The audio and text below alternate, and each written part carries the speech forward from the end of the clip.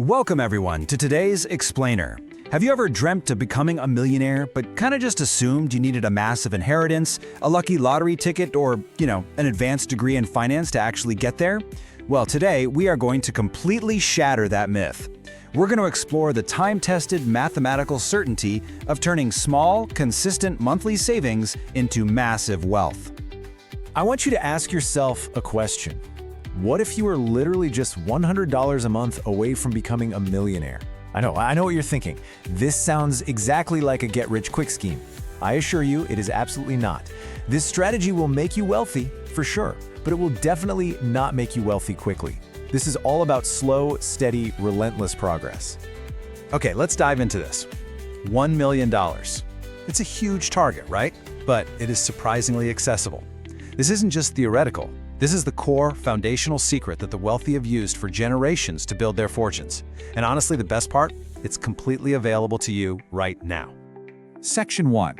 The magic of compound interest. The reality is, most millionaires don't strike oil, they just harness a very specific mathematical principle. The easiest way to really understand this is to compare it to simple interest. So if you put $100 into an account that generates a 10% simple interest rate annually, you make $10 a year. After 10 years, you have $200. It's totally linear.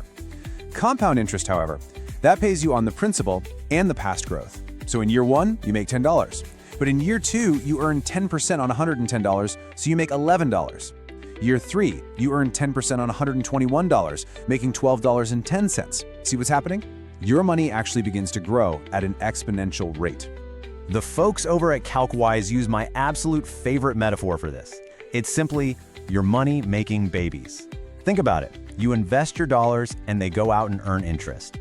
That interest is the baby. Then that baby starts having its own babies. This right here is generational wealth in action, literally working for you while you sleep, work, and just go about your life. Moving right along to Section 2. Time is your best friend.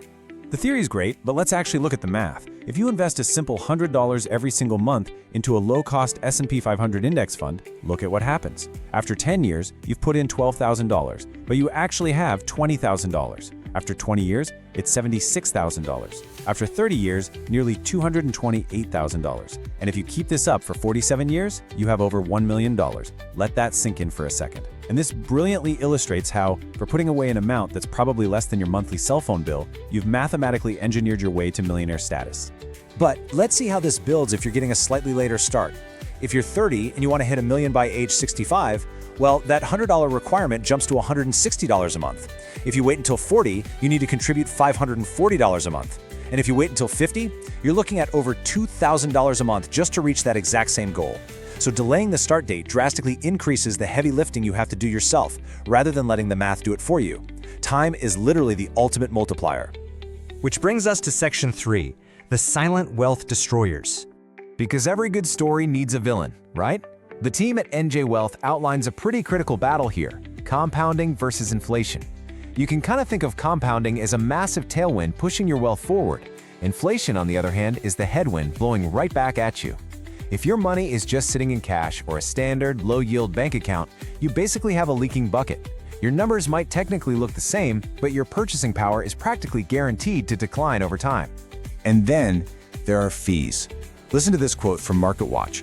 A 1% fee means you lose 1/3 and up to 1/2 of your potential gains. You've effectively sandbagged your own retirement. This is what we call negative compounding. If you go and buy an expensive mutual fund with a 1% fee, that is 1% of your entire life savings and all your compounded gains just being subtracted from you every single year. So whatever you do, keep your fees low. But the ultimate villain? High interest debt. If you're carrying a 22% credit card interest rate, that math is compounding against you. It will bury you way faster than a 10% market return could ever save you. If you have credit card debt, your absolute first priority is to pay it off. Period. No exceptions. Section 4. The institutional complexity trap. Now, I want to show you exactly what everyday investors do not need to worry about. Look at this definition from an institutional private equity valuation paper. A mean reverting square root process with a coefficient of mean reversion used to calculate expected risk-neutral drawdowns. Okay, is your head spinning yet? Because mine definitely is. Institutions and academics, like those at the Technische Universität Munich, actually need these massive, dense equations to model private equity funds and price risk in incomplete markets.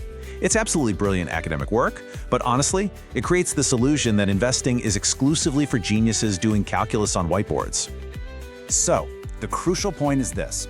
You don't need differential equations. You just need a low-cost index fund. Everyday millionaire status isn't found in academic complexity, it is found in brilliant, boring simplicity. Just leave the stochastic modeling to the professors. And that brings us to our final section, simple rules for success. Let's get incredibly practical here. Where do you actually put the money, and what is the exact playbook? According to the CalcWise financial framework, there are 3 levels. Level 1 is the high-yield savings account. This is your emergency fund, it's practically zero risk.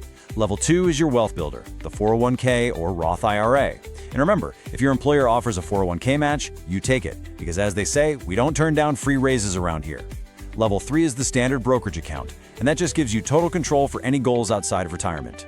The ingredients to actually make this work are simple, but they aren't always easy. Number 1, time. Start as early as you possibly can.